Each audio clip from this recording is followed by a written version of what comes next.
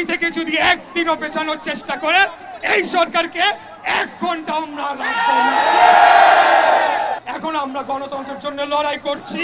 এই ডারবি নাসিরকে হুঁশিয়ারি দিতে চাই, মুখ সামলে কথা বলেন, তা না হলে আপনাদেরকে রাজনৈতিকভাবে ঘেরাও দিয়ে আপনাদের রাজনীতি ইতি আমরা সেখানে টেনে দেব। এই মুহূর্তে কারণে আমরা 17 বছর ঘরে ফিরাইতে পারি না।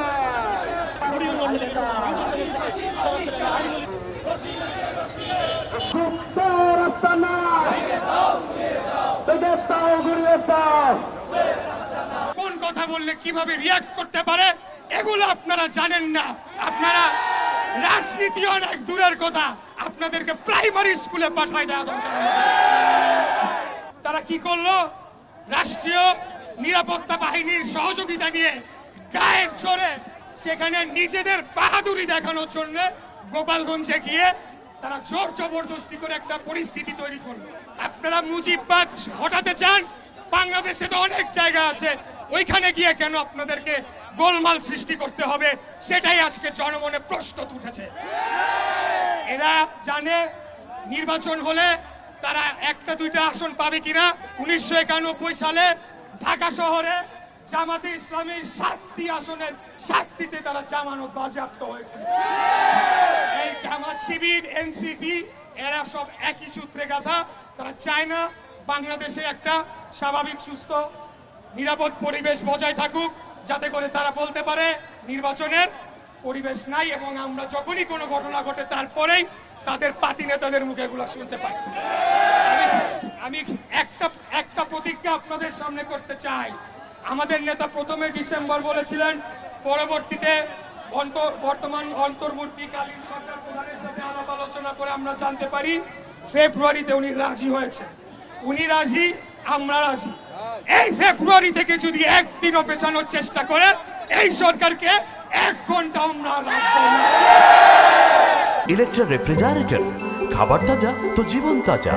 ইলেকট্রা, ফ্রিজের রাজা। আরে ভাই, আপনারা কারা? আপনারা অন্তর্বর্তীকালীন সরকার, আপনাদের ম্যান্ডেট কি?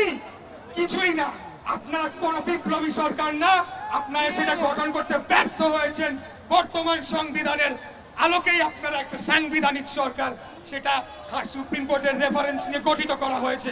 অতএব এখন এসে যদি আপনারা সংবিধান পরিবর্তন করতে চান, পিআর পদ্ধতি করতে চান, এগুলা বাংলাদেশের জনগণ মানে না, মানবে না। পিআর পদ্ধতি মানে কি আমি জানবই না, আমি কাকে ভোট দিচ্ছি, কিন্তু এমপি পাঠিয়ে দিবে কেন্দ্র থেকে। এইসব বন্ধ করেন। আমরা মনে করেছি এই আন্দোলনটা ছিল আমাদের ইমানি দায়িত্ব। বাংলাদেশকে একটি স্বাধীন সার্বভৌম রাষ্ট্র হিসেবে গড়ে তোলার জন্য আমরা আমাদের দায়িত্ব পালন করেছি। কৃতিত্ব নেওয়ার কিছু নাই এখানে। আমরা আবারও বলতে চাই, আমাদের যে অভীষ্ট লক্ষ্য সেখানে আমরা এখনো পৌঁছাই নাই। এখন আমরা গণতন্ত্রের জন্য লড়াই করছি।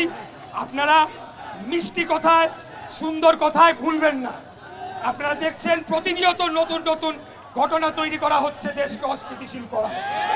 মিটফোর্ডের ঘটনাটা একটা বিচ্ছিন্ন ঘটনা, একটা ব্যবসায়িক দ্বন্দ্ব, কিন্তু সাথে সাথেই এই জামাতের নেতারা কি করলো? সরাসরি তাদের রাস্তার নেতা কর্মীদের লেলিয়ে দিল আমাদের নেতার ব্যাপারে কথা বলার জন্য। এনসিপি তাদের দুষ্কর্মের আরেকটি আপনাদের উদাহরণ দিচ্ছি। তারা কক্সবাজারে গিয়েছিল, সেখানে আমি ভাবছিলাম যে এনসিপি নেতাদের ব্যাপারে যেহেতু এক জেনারেশনের একটা রাজনৈতিক পরিবর্তন আনতে চাই, কাদা ছোড়াছুরি না করি, কারণ একটা বললে পাল্টা আসবে, সম্পর্ক খারাপ হয়। আমরা তো এটা আওয়ামী লীগ আমলে দেখছি। আর বসে থাকা যায় না ভাইয়েরা।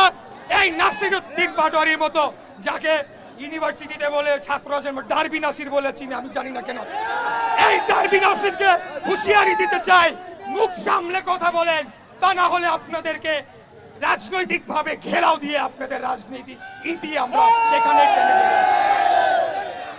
এনসিপির যে প্রধান নাহিদ ইসলাম, সেও আমি তাকে ভালোই জানতাম, কিন্তু সে কি করলো? জেলা ঘুরা বলা শুরু করলো বিএনপি নাকি চাঁদাবাজদের দল। আরে ভাই, বিএনপি চাঁদাবাজদের দল? আপনারা কারা? আপনারা তো ঘুষখোরদের দল, কমিশন বাণিজ্যের দল।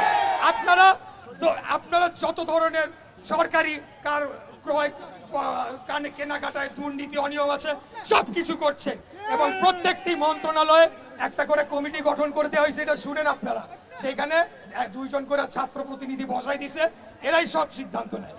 এর মধ্যে বিশেষ করে উল্লেখ করতে হবে জনপ্রশাসন মন্ত্রণালয়, ওইখানে আসিফ নাহিদ দুইজনে ছিল, নাহিদ পদত্যাগ করছে, এখন আসিফ আছে। ওইখানে বসে বসে তারা কি করছে, স্বৈরাচারের খুনি হাসিনা সবচেয়ে কাছের সচিব গুলাকে তাদের পাশে এনে বসাচ্ছে। তা আমরা কি এগুলা বুঝি না? আমরা তো দীর্ঘদিন আপনাদের প্রতি মায়া মমতা দরদ দেখিয়ে কোনো কথা বলি নাই। আমরা আমাদের সহযোদ্ধা জামাতের বিরুদ্ধেও বহুদিন কোনো কথা বলি নাই। তারা ৭১ গণহত্যা হয়েছিল নাকি হয় নাই? তারা ক্ষমা চাইছে? তাদের বিচার হয়েছে? আমার মা বোনদের ধর্ষণ করছে, সেটার কোনো দাম নাই। তারপরেও আমরা সহ্য করে গিয়েছি কেবলমাত্র বাংলাদেশের জনগণের কথা চিন্তা করে।